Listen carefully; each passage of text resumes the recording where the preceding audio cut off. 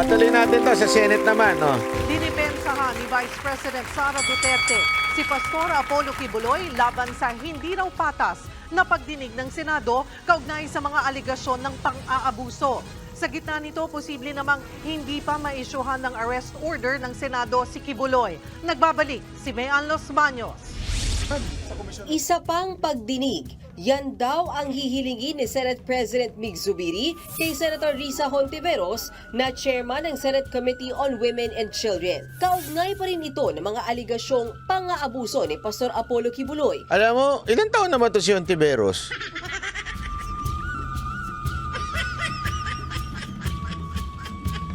Hindi naman sa nangaano, no? Pero parang mas mukha pa siyang stress kay Pastor Kibuloy. Kasi si Pastor Kibuloy 70 na daw. Hindi ako makapaniwala, 70 na yun. Ang kinis ng kutis eh. At saka antikas pa. Eto si Hontiveros parang ano lamog. Ay, sorry naman.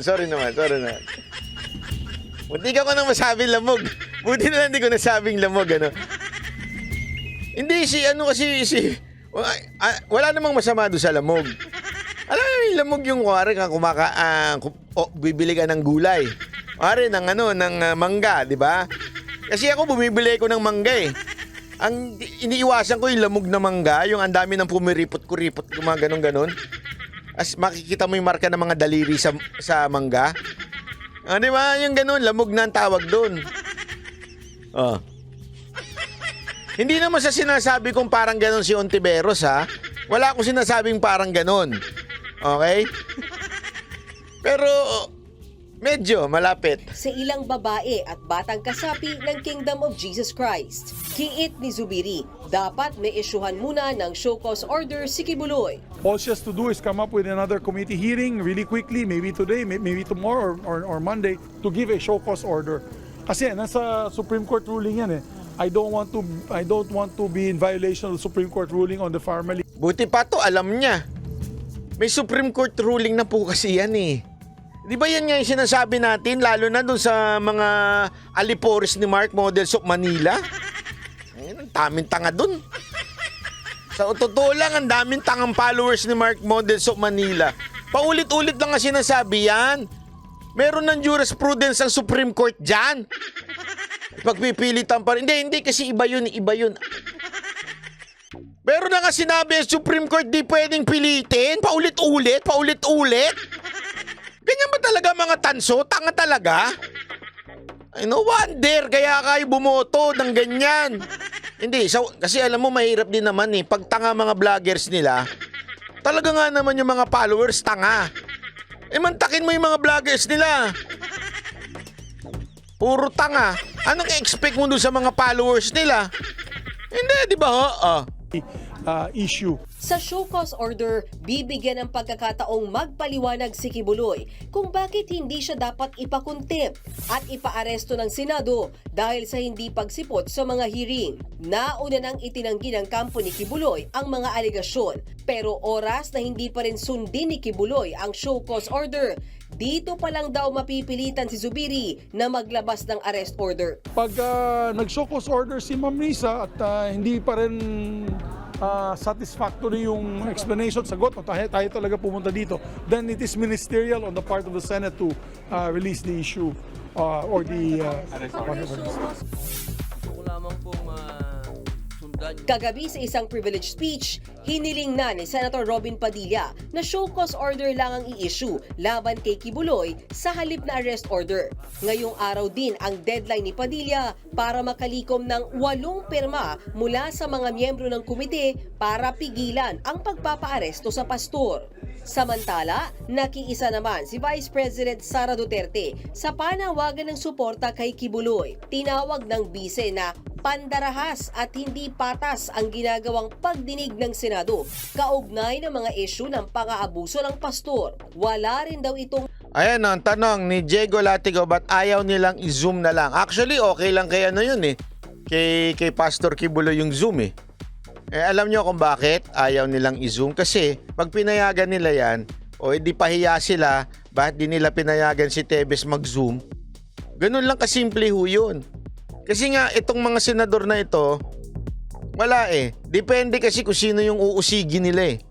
Nandun nakadepende kung pwede ang Zoom o hindi. Pagka ang inuusig nila eh mga maliliit na tao lang at hindi naman nila kailangan pag-initan, okay lang i-Zoom. Pero pagka katulad nila Kibuloy at saka nila Tebes, hindi pwedeng i-Zoom.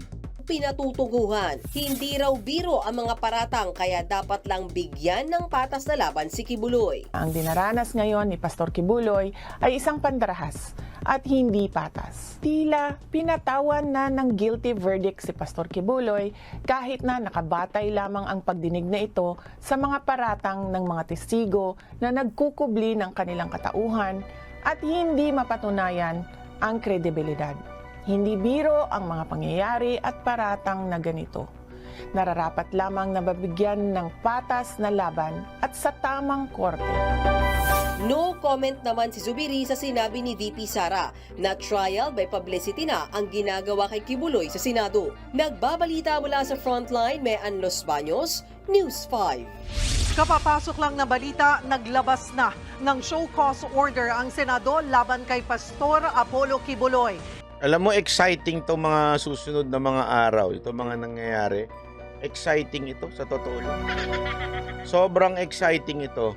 Kasi magkakaalaman talaga eh. Kasi mapapahiya yung mga senador dito at saka mga congressman. Once dinala ito sa korte, sigurado ako tinatawanan sila ng korte. Yung gusto... Siguro sinabi ng mga korte dito, gusto nyo palang maging judge eh. Ba't di kayo nag-judge? Ba't kayo nag-senador? Sana nag-abogado muna kayo. Tapos tsaka kayo, nagpaano ng hukom. Wala eh. Antay tayo, malay mo, ano ba ngayon? March, April, May, June, July. July, ganon. Malamang. May, June, July. Mas masarap yung hindi hinog sa pilit. Hindi, totoo, di ba? Yung avocado, kailangan talagang hinog na hinog para masarap talaga yung ano. Hindi nga pwedeng kailangan pagkahinog mo, kainin mo na yung avocado. Hindi pwedeng sumobra pa ng ibang araw yon kasi pag sumobra ng ibang araw yon parang tain na yon. Di ba, Wambol? Baka it's too late, ipasusubo na tayo sa, alam mo, sa totoo lang, yung war na yan sa China. Ewan ko nga eh. Hindi, alam mo, eto lang. Dito na tayo magtapos. Okay, dito na tayo magtapos. Tiwala lang. Kaya nga alam nyo, this is a fight. Huwag nyo kasing kakalimutan, there is a higher power. I know this is something na you don't want to hear. Marami sa atin na nafu-frustrate na, nahihirapan na sa buhay. We are in the position na para talagang wala nang pag-asa. Oo, wala talagang pag-asa. Pabagsak na tayo yung bayan natin.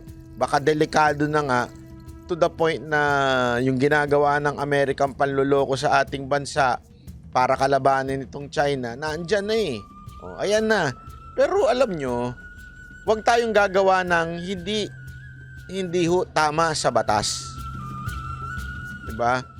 Kung kayo ay membro ng SMNI, not SMNI, KOJC, at kung kayo ay membro pa ng iba pang relihiyon, o kaya naman kayo ay merong relasyon sa Panginoon, huwag nyo kakalimutan na meron nung King of Kings.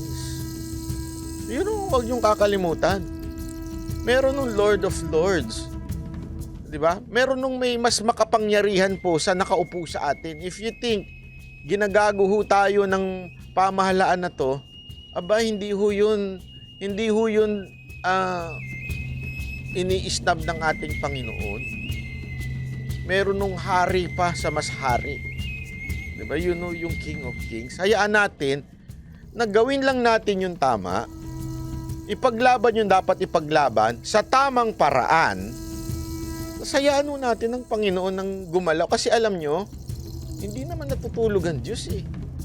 Gagawa ng paraan yan. Alam mo, every one of us na surprise sa nangyari kay Pastor Kibuloy sa KOJC. We were all surprised.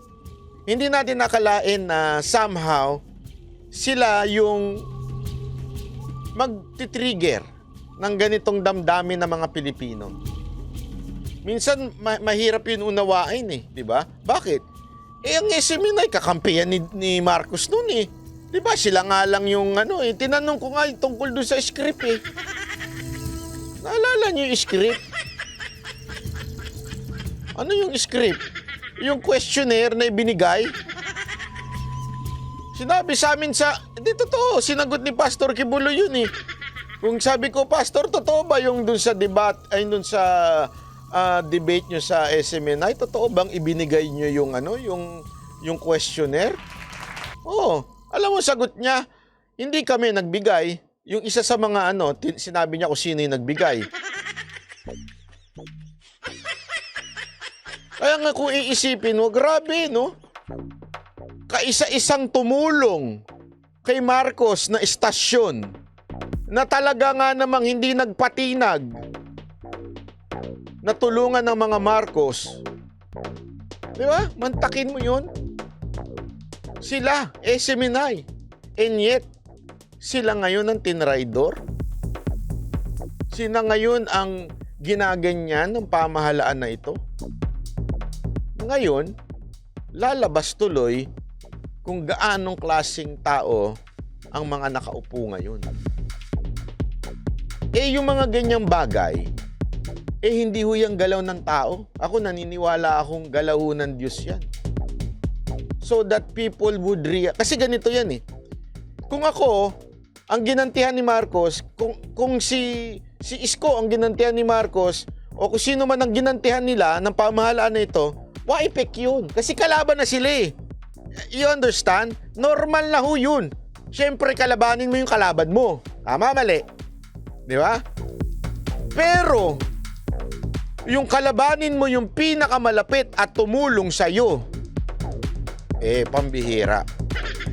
Alam mo na talaga nga namang nambudol ito.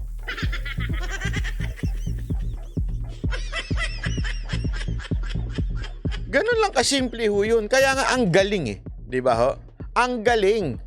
Lumabas ang tunay na kulay ng mga nakaupo sa gobyernong ito. Eto nga, sabi nga ni Diego Latigo, si Sara Duterte nga eh. Di ba? Tinraidor. Mantakin mo. Isipin mo ha. Kung yung mga kalaban ng tinraidor niya, wa-effect yun. Siyempre, ano mangyayari nun? Baka pagtulungan lang kami ng mga tanso. Pero ngayon, hating-hati. Bakit? Yung tumulong sa'yo. Eto yung dalawang dahilan kung bakit nanalo ang administrasyon na ito, yun ang kinalaban nyo. Sino ho yung dalawang dahilan? Ang mga Duterte, kasama na si VP Sara at si Pangulong Duterte, at ang SMNI. Alam naman natin, sila lang ang kumampi na media nun kay Marcos. The rest, dinidiin sila ng media. Diba? Sila lang ho ang kumampi sa Marcos. Sila ngayon ang matinding kalaban.